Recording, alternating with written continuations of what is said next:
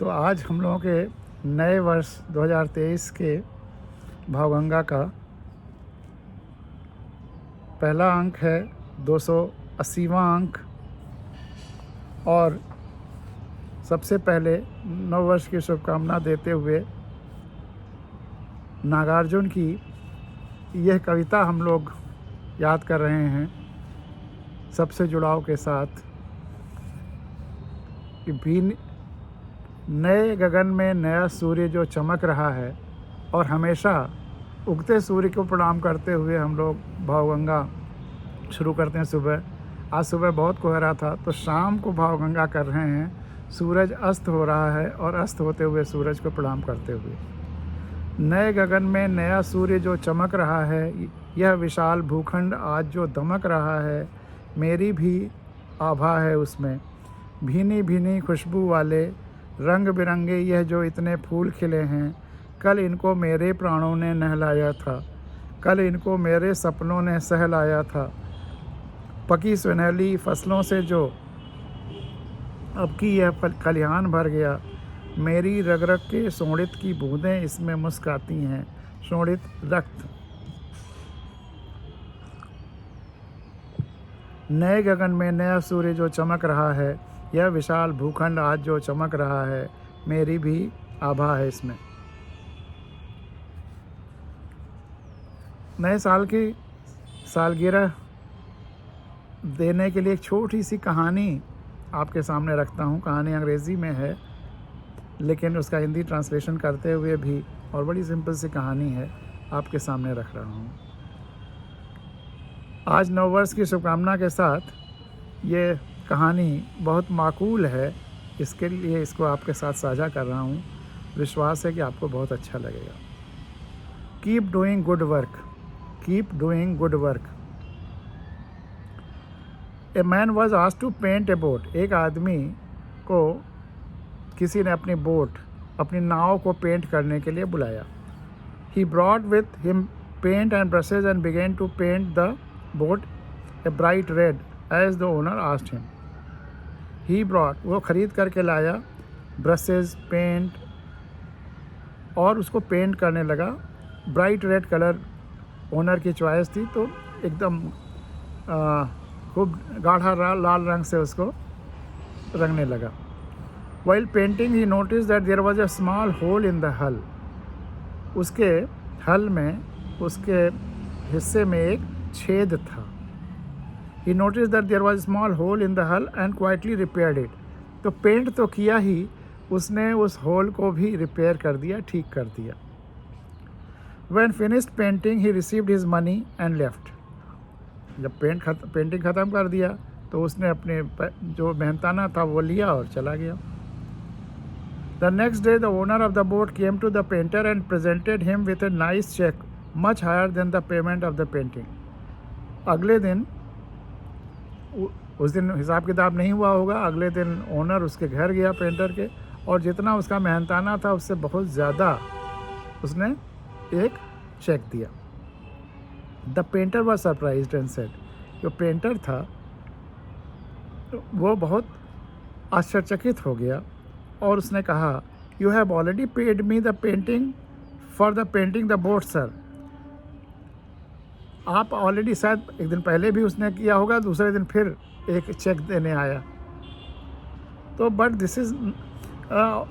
उसने कहा कि आप तो इसके लिए ऑलरेडी मुझे पेंटिंग का पैसा दे चुके हैं। तब वो आदमी कहता है, but this is not for the paint job, it is for having repair the hole in the boat. जो छेद था बोट में, उसको जो तुमने ठीक किया, उसके लिए पैसा देने आया हूँ, उसके लिए कुछ देने आया हूँ। But it was such A small service. अब वो पेंटर कहता, लेकिन ये तो बहुत छोटी सी सेवा थी। Certainly it is not worth paying so much me such A high amount for something so insignificant. लेकिन ये तो बहुत छोटा सा काम था जिसे मैंने कर दिया। इतने छोटे से काम के लिए मुझे आप इतना ज़्यादा देने के लिए और आ गए हैं। तब वो बोट का ओनर कहता है, my dear friend, you do not understand, let me tell you what happened. अब मुझे मैं तुमको बताने जा रहा हूँ कि क्या हुआ। When I asked you to paint the boat, I forgot to mention about the hole. जब मैंने तुमको उसको पेंट करने के लिए कहा तो मैं बताना भूल गया कि इस पेंट में एक छेद भी है। When the boat dried, my kids took the boat and went to the fishing trip.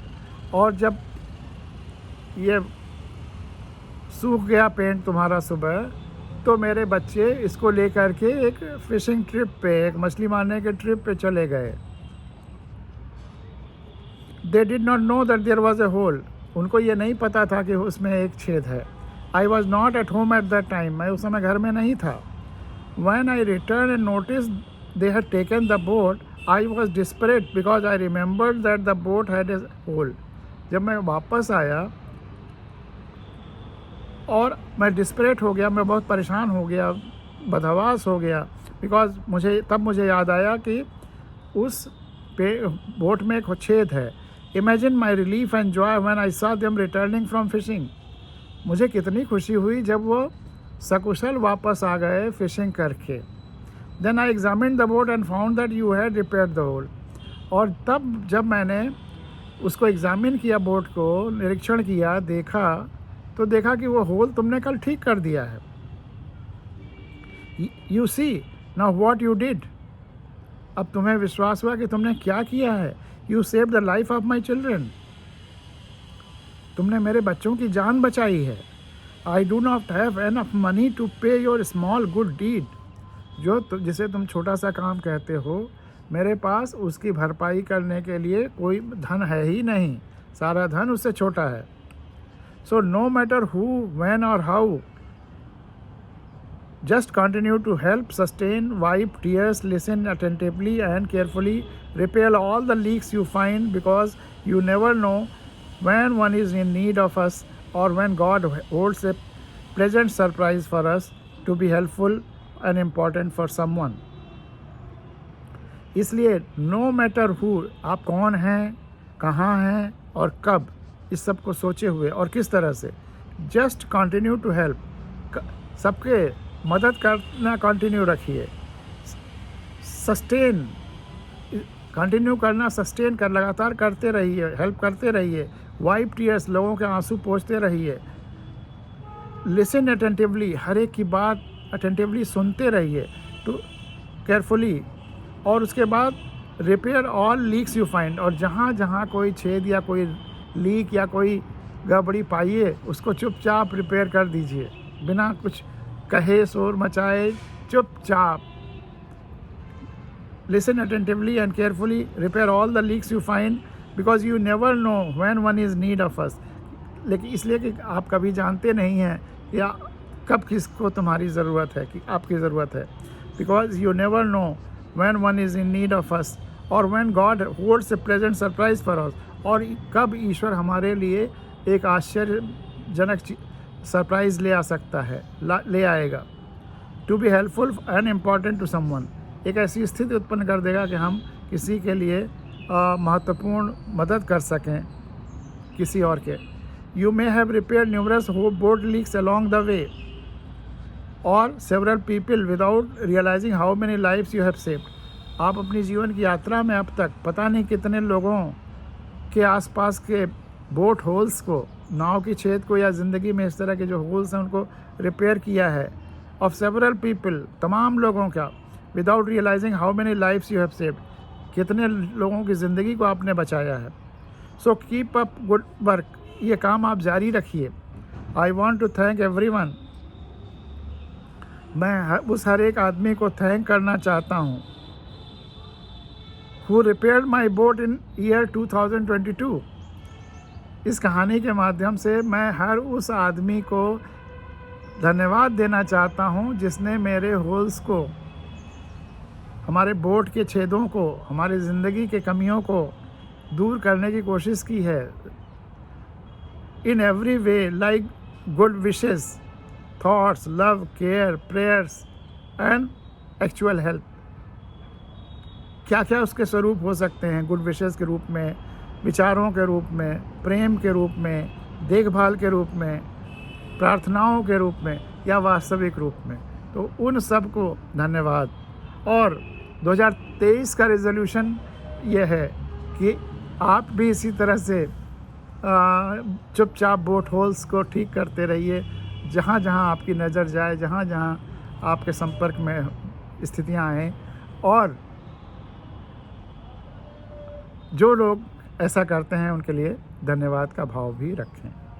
तो ये एक छोटी सी कहानी थी, बड़ी गहरी और महत्वपूर्ण, तो वो मैंने आपको के साथ साझा किया। कल इधर कल हम उससे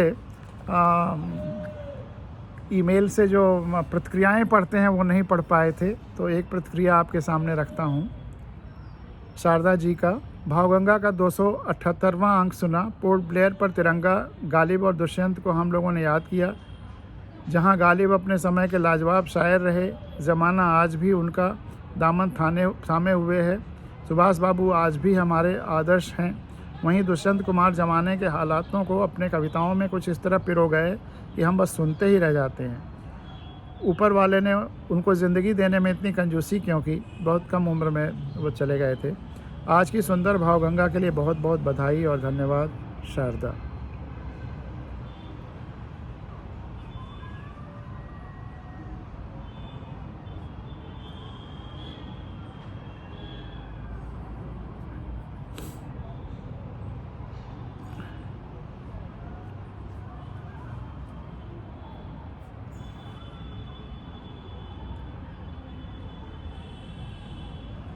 पीएन तिवारी जी ने लिखा है, भावगंगा के एपिसोड्स पर सत्य वचन हैं। इस समय जनता के जन जागरण की आवश्यकता है। संविधान में निहित अधिकारों और कर्तव्यों की समुचित जानकारी होना अत्यंत आवश्यक है, और इसमें आपकी संविधान कथा और भावगंगा बहुत ही सहायक होगी। धन्यवाद पीएन तिवारी जी।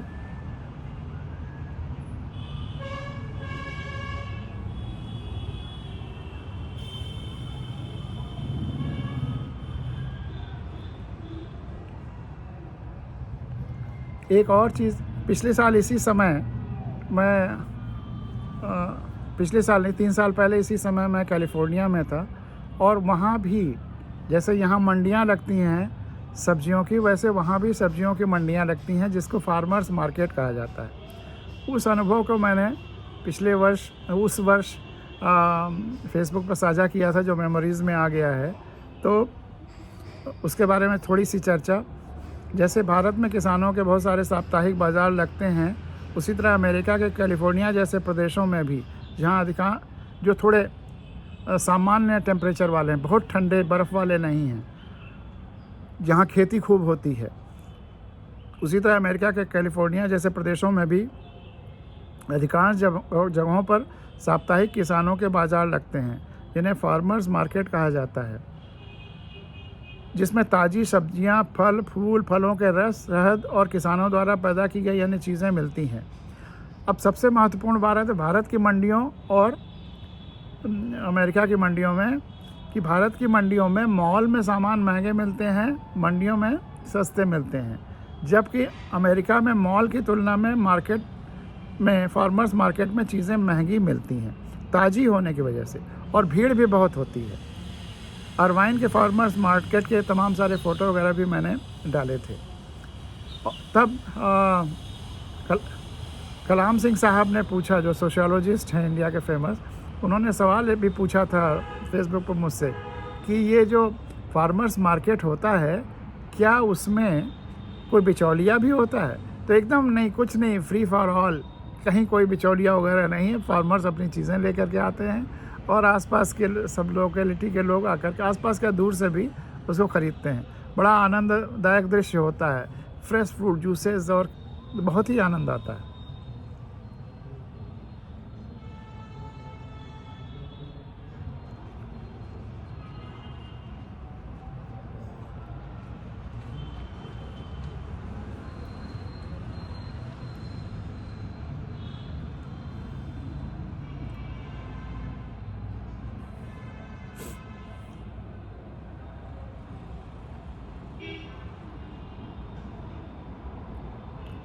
तो 2022 समाप्त हो गया, 2023 के शुरुआत में हम हैं।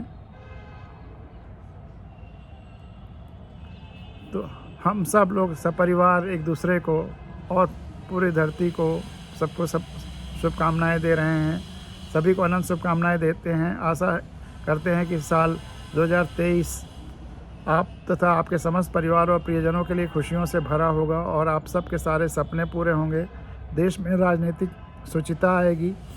हम आप सब मिलकर संसद में लोकसेवकों को भेजेंगे, न कि लुटेरों को। किसानों की आत्महत्याएं रुकेंगी। हर बच्चे को अच्छी शिक्षा मिलेगी। हर हाथ इस योग्य बनेंगे कि काम उनके पीछे पीछे दौड़े।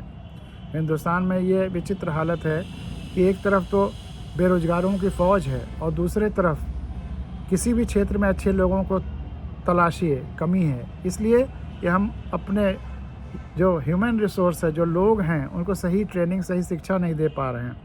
तो हर बच्चे को अच्छी शिक्षा मिलेगी। हर हाथ इस योग्य बनेंगे कि काम उसके पीछे पीछे दौड़े। हर बीमार को अच्छी दवा मिलेगी। व्यवस्था संवेदनशील होगी। हर व्यक्ति को न्याय मिलेगा और वह जल्द और हर चेहरे पर मुस्कान होगी। हम सब प्रेम, संपूर्ण चेतना, संवेदना, चैतन्यता और खुली आँखों से संपूर्ण धरती और सृष्टि से जुड़ी ईश्वर की संतान बनेंगे। अपने इन शेरों के साथ भी नए साल की आपको शुभकामनाएं देता हूँ। पूरी धरती ही एक बड़ा परिवार है। सोते जागते यही ख्वाब लिखता हूँ। रोशनी की एक किताब लिखता हूँ। अनुशासित इनकलाब लिखता हूँ। संवेदनाएं ही हमें ज़िंदा रखती हैं। संवेदनाएं बेसाब लिखता हूँ। जुगनुओं को ढूंढ जोड़कर अंधेरों में आफताब लिखता हूँ। और जब तू कहता है ज़माना ख़राब है, तो मैं तेरी सोहबत को ख़राब लिखता हूँ।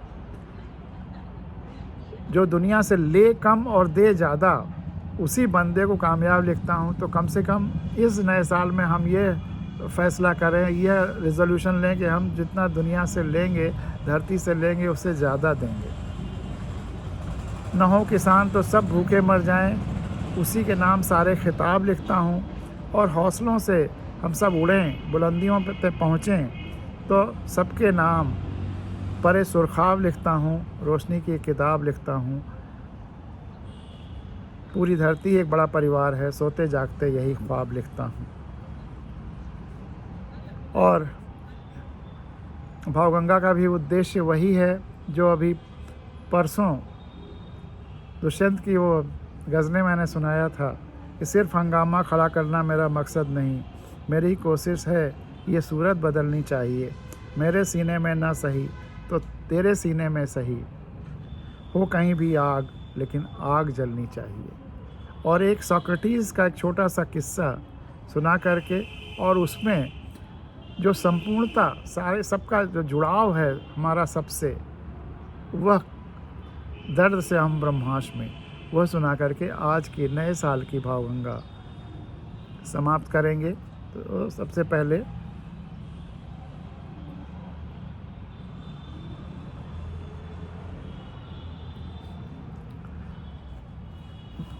सोक्रेटिस, सुकरात का, यूनान के फेमस दार्शनिक फिलोसोफर सुकरात, सोक्रेटिस समुद्र तट पर टहल रहे थे। समुद्र के तट पर एक बच्चे को रोते हुए देख पास आकर प्यार से बच्चे के सिर पर हाथ फेर कर पूछने लगे, बच्चे तुम क्यों रो रहे हो, या बालक तुम क्यों रो रहे हो, या बेटे तुम क्यों रो रहे हो। वो समुद्र तट पर टहल रहे थे। समुद्र के तट पर एक बच्चे को रोते हुए देखकर आकर प्यार से बच्चे के सिर पर हाथ फेर कर पूछने लगे कि बेटे तुम क्यों रो रहे हो। तब बालक कहने लगा, ये जो मेरे हाथ में प्याला है, मैं उसमें समुद्र को भरना चाहता हूँ। मेरे हाथ में जो प्याला है उसमें समुद्र को भरना चाहता हूँ, पर ये मेरे प्याले में समाता ही नहीं। ये बात सुन के सुकरात स्वयं विषाद में चले गए और रोने लगे। यह बात सुन के सुकरात स्वयं विषाद में चले गए और रोने लगे। बच्चा कहने लगा, आप भी मेरी तरह रोने लगे, पर आपका प्याला कहाँ है। ये बात सुन के सुकरात स्वयं विषाद में चले गए और रोने लगे। बच्चा कहने लगा कि आप भी मेरी तरह रोने लगे, पर आपका प्याला कहाँ है। सुकरात ने कहा, बालक तुम छोटे से प्याले में समुद्र भरना चाहते हो, और मैं अपनी छोटी सी बुद्धि में संसार की जानकारी भरना चाहता हूँ, सारा ज्ञान भरना चाहता हूँ। और मैं अपने इस प्याले में सारे संसार की जानकारी भरना चाहता हूँ। आज तुमको देखकर पता चला कि समुद्र प्याले में नहीं समा सकता। आज तुमको देखकर पता चला कि समुद्र प्याले में नहीं समा सकता। यह बोल सुनकर बच्चे ने प्याले को जो जोर से समुद्र में फेंक दिया और बोला, ये बोल सुनकर बच्चे ने प्याले को जोर से समुद्र में फेंक दिया और बोला, सागर, अगर तुम मेरे प्याले में नहीं समा सकता तो मेरा प्याला तो तुम्हारे में समा सकता है ना। अगर तुम मेरे प्याले में नहीं समा सकते तो मेरा प्याला तो तुम में समा सकता है ना। यह सुन सुकरात बच्चे के पैरों में गिर पड़े। अब जैसी कहानी में है, हो सकता है सच्चाई, हो सकता है थोड़ी अतिशयोक्ति भी हो। यह सुनकर सुकरात बच्चे के पैरों में गिर पड़े और कहने लगे, बहुत कीमती सूत्र हाथ में लगा है तुम्हारी इस हरकत से कि तुमने प्याला समुद्र में फेंक दिया, यह कहते हुए कि ये प्याला तो समुद्र में समा सकता है ना। ये तो हमें बहुत कीमती सूत्र तुमने दे दिया। हे परमात्मा, आप तो सारा का सारा मुझ में नहीं समा सकते, आपका सारा का सारा ज्ञान मुझ में नहीं समा सकता, पर मैं तो सारा का सारा तुझ में लीन हो सकता हूँ ना। आप तो सारा का सारा मुझ में नहीं समा सकते, पर मैं तो सारा का सारा तुझ में लीन हो सकता हूँ ना। मेरा कुछ मुझ में कुछ न रहे, सारा का सारा तेरा तुझको अर्पण, यही है समर्पण। तेरा तुझको अर्पण, यही है समर्पण। और यही बात और गहराई से और स्पष्टता से वह कविता जो मैं कहता हूँ कि अक्सर प्रोग्रामों में या और जगहों पे, कथाओं में या चर्चाओं में, जैसे प्रार्थना या गीत या आरती गाई जाती है, वैसे ही इसको पढ़ा लिखा जाना चाहिए। दर्द से अहम ब्रह्मास्मि। ईश्वर ने वह सबसे बड़ी निधि, सबसे बड़ा उपहार जो हमें दिया है, जिसकी वजह से हमारा शरीर वैसे ही बना हुआ है जैसा कि जन्म के समय था। हाँ, थोड़ा बहुत बड़ा ज़रूर हो गया है, लेकिन अनुपात वही हैं, अंग प्रत्यंग के सारे अनुपात वही हैं और शरीर सुरक्षित है। तो वह सबसे बड़ी निधि, सबसे बड़ा उपहार, सबसे बड़ा तोहफ़ा जिसकी वजह से शरीर सुरक्षित है, अनुपात सुरक्षित हैं, वह है पीड़ा, दर्द, पेन, वेदना। दर्द महसूस होता है, इसलिए हम शरीर के साथ छेड़छाड़ नहीं करते, शरीर को बचाने की कोशिश करते हैं। अगर कुछ हो जाता है, कट फटने लगता है या कोई ख़तरा उत्पन्न होता है, तो डॉक्टर वैद्य के पास जा कर के उसको ठीक कराते हैं। हमने बचाने की कोशिश करते हैं, देखभाल करते हैं। लेकिन जहाँ पीड़ा नहीं महसूस होती, हम अहंकार के नाम पर, अलग दिखने के नाम पर, स्मार्टनेस के नाम पर क्या क्या भेष और स्वांग बनाते हैं। बालों को काटने से दर्द नहीं होता, तो हम बालों को कितने, दाढ़ी को, मूंछ को कितने तरह से काटते हैं, बनाते हैं, क्या क्या भेष और स्वांग बनाते हैं, फैशन के नाम पे, अहंकार के नाम पे, अलग दिखने के नाम पे, डिफरेंट दिखने के नाम पे, स्मार्टनेस के नाम पे। कितने चित्र विचित्र बालों के स्वरूप मिलते हैं, डिज़ाइनें मिलती हैं। यदि शरीर को भी दर्द का तोहफ़ा नहीं मिला होता, तो आज हमारे सामने सड़कों पे या कहीं भी रहें, कितने तरह तरह के शरीर दिखते, सोल्जर्स किसी तरह से, हाथ किसी रूप में, पैर किसी रूप में, कितने रूप, कितनी डिज़ाइनें। तो पीड़ा ने ही हमारे शरीर को सीमा दी है, विस्तार दिया है, और सबसे महत्वपूर्ण बात, परिभाषा दी है। हमारा शरीर वहाँ तक है, हम वहाँ तक हैं जहाँ तक की पीड़ा हमें महसूस होती है। दुनिया की सबसे बड़ी परिभाषा, कई बार मैं भावगंगा में इसको सुना चुका हूँ आपको, कि पीड़ा हमें सुरक्षित ही नहीं रखता है, परिभाषित भी करता है। अगर इस पेंसिल की निब यहाँ चुभाएं तो दर्द होगा, यहाँ चुभाते हैं तो दर्द नहीं होता। क्यों? क्योंकि यहाँ शरीर है, यहाँ शरीर नहीं है। तो एक मोटी सी परिभाषा बन जाती है कि जहाँ जहाँ शरीर है वहाँ वहाँ दर्द महसूस होता है, और जहाँ जहाँ दर्द महसूस होता है वहाँ वहाँ शरीर है। बहुत बड़ी परिभाषा बन जाती है। अब अगर इस शरीर से बाहर की यात्रा करें, तो यह परिभाषा भी विस्तृत हो जाती है, अपना विस्तार लेती है, और तब यह रूप धर लेती है कि हम जहाँ जहाँ का दर्द महसूस करते हैं वहाँ वहाँ हमारा शरीर है या शरीर का विस्तार है।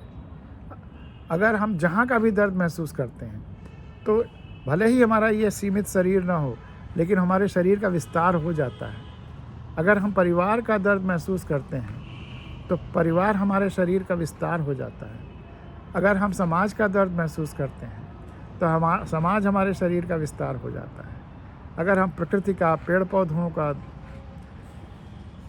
देश का, धरती का दर्द महसूस करते हैं तो वह सब हमारे शरीर का विस्तार होते चले जाते हैं। और ये सारा कुछ ध्यान में होना है, संवेदना में होना है। दरअसल जहाँ जहाँ की, जब हम इस शरीर से बाहर की यात्रा करते हैं तो यह शब्द वेदना यह रूप धर लेता है संवेदना का। संवेदना मतलब हम इस शरीर से अलग अगर कहीं की भी वेदना को अपनी वेदना जैसा महसूस करते हैं तो यही है संवेदना। और जहाँ जहाँ की संवेदना महसूस करते हैं वहाँ वहाँ हमारा शरीर का विस्तार हो जाता है। और यही भाव, यही ध्यान अगर आगे बढ़ता रहता है तो एक ऐसा समय आता है कि हम संपूर्ण ब्रह्मांड से हम संवेदनात्मक रूप से जुड़ाव महसूस करने लगते हैं, उसकी सारी ऊर्जाओं, सारी शक्तियों, सारे पिंडों, संपूर्णता से। और तब हम उस दिव्य एहसास तक पहुंच सकते हैं, उस वैदिक मंत्र का एहसास कर सकते हैं, अहम ब्रह्मास्मि, हम ब्रह्म हैं, हम ब्रह्मांड हैं। लेकिन यह व्यक्ति से ब्रह्म और ब्रह्मांड की यात्रा या संवेदना के द्वारा, सबके दुख दर्द को अपना समझने के द्वारा, जुड़ाव के द्वारा ही संभव है, न कि अहंकार के द्वारा। हम अगर घोषित करें अहंकार के द्वारा कि हम ब्रह्म हैं, हम ब्रह्मांड हैं, तो यह हमारी मूर्खता होगी। यह सच्चाई है, हम संपूर्ण ब्रह्मांड से जुड़े हुए हैं। संपूर्ण ब्रह्मांड हमारा विराट जीवन शरीर है और हम उसके एक जीवंत अंग हैं। वही बात कि संपूर्णता अगर समुद्र है तो हम अगर लोटे हैं और उसमें समा जाते हैं तो हम उसके अंग हो जाते हैं। यह हाथ, ये अगर लोटा है और शरीर में समाया हुआ है तो यह इसका अंग हो गया, तो इसका नाम भी गिरीश ही होगा। ऐसे ही अगर हम संपूर्णता से जुड़े हुए हैं तो हमारा नाम भी ईश्वर ही होगा, संपूर्णता ही होगा, ब्रह्म ही होगा, ब्रह्मांड ही होगा। हर कण यथा पिंडे सा ब्रह्मांडे, जैसा कण वैसा ब्रह्मांड। तो इस कहानी याद आ गई, सोक्रेटिस के उस कहानी के माध्यम से ये दर्द से हम ब्रह्मास्मि याद आ गया। हाँ, इतना ज़रूर है कि जब हम संपूर्ण ब्रह्मांड से जुड़ाव नहीं महसूस करते हैं, संवेदना नहीं महसूस करते हैं, अगर हम इस शरीर के बाहर कहीं किसी के प्रति संवेदनशीलता नहीं महसूस करते, तो यह, अगर यह हाथ पूरे शरीर से संवेदनशीलता नहीं महसूस करता तो एक ही स्थिति है, या तो ये कट के अलग हो गया है या इसको लकवा मार गया है। दोनों घातक हैं। तो अगर हम संपूर्ण ब्रह्मांड से जुड़ाव नहीं महसूस करते हैं तो यह, या तो हम अलग थलग हो गए हैं, तो अलग थलग हो जाएंगे तो निर्जीव हो जाएंगे, और या हम फिर मानसिक लकवेपन के शिकार हैं। इस दोनों को ठीक करना है और ये ध्यान के द्वारा, जुड़ाव के द्वारा ही संभव है। तो आज नए वर्ष में हम ये रिजोल्यूशन लें, यह तय करें कि हम अपने शरीर के विस्तार को बढ़ाते चले जाएंगे और मानसिक लकवेपन को मिटाते चले जाएंगे। और एक छोटी सी कविता पुरस्कार सुनाकर आज की भावगंगा को विराम देता हूँ। यह कविता भी आज नए वर्ष में सुनने, सुनाने और आत्मसात करने की आवश्यकता है, क्योंकि हमें अगर खुली आँखों से हमारे लिए, प्रकृति के लिए, देश के लिए, समाज के लिए, परिवार के लिए, धरती के लिए क्या आवश्यक है, कैसे हम समझें, उसको समझने के लिए यह कविता ज़रूरी है। पुरस्कार, कोई उस बादल को कैसे पुरस्कृत करेगा, कोई उस बादल को कैसे पुरस्कृत करेगा जो लोगों की व धरती की प्यास बुझाने को बरस कर बरसते बरसते समाप्त हो जाता है। कोई उस बादल को कैसे पुरस्कृत करेगा जो लोगों की व धरती की प्यास बुझाने को बरस कर बरसते बरसते समाप्त हो जाता है। कोई उस छाया को कैसे पुरस्कृत करेगा जो कड़ी धूप से राही को छांव व विश्राम देते देते धूप के साथ ही साथ समाप्त हो जाती है। कोई उस सुगंध को कैसे पुरस्कृत करेगा जो लोगों को अपने होने का आनंद देकर बहुत आगे निकल जाती है, दूर तक पहुँचने बिखरने को। कोई उस जड़ को कैसे पुरस्कृत करेगा जो ज़मीन के अंदर ही अंदर रहना चाहती है, जो यदि बाहर रहने लगेगी आप उसे पुरस्कार देने के लिए भी बाहर निकालोगे, ऊपर अगर वो पुरस्कारों के चक्कर में पड़ेगी तो फिर जीवनदायिनी जड़ नहीं रह जाएगी और संपूर्ण वृक्ष ही सूख जाएगा। कोई उस नींव को कैसे पुरस्कृत करेगा जो ज़मीन के नीचे अदृश्य रहकर पूरी पूरी इमारत को स्थिरता और ताकत देती है। कोई उस फूल को कैसे पुरस्कृत करेगा जो तोड़ लिया गया है किसी और को पुरस्कृत करते समय माला बनाकर पहनाने के लिए। कोई उस फूल को कैसे पुरस्कृत करेगा जो तोड़ लिया गया है किसी और को पुरस्कृत करते समय माला बनाकर पहनाने के लिए। कोई माँ के उन कोशिकाओं और उस दूध को कैसे पुरस्कृत करेगा जो सीधे बच्चे के अंदर जा समाकर उसे रच रहा होता है। इन सब को यदि गहराई से समझा जाए, इनसे सदैव संवेदनात्मक जुड़ाव महसूस किया जाए तो शायद यही उनके लिए असली पुरस्कार है। क्योंकि ये पुरस्कारों के मोहताज नहीं हैं। इनका कार्य और उसका आनंद पुरस्कारों से बहुत बड़ा है। तो 2023 में हम ये संकल्प लें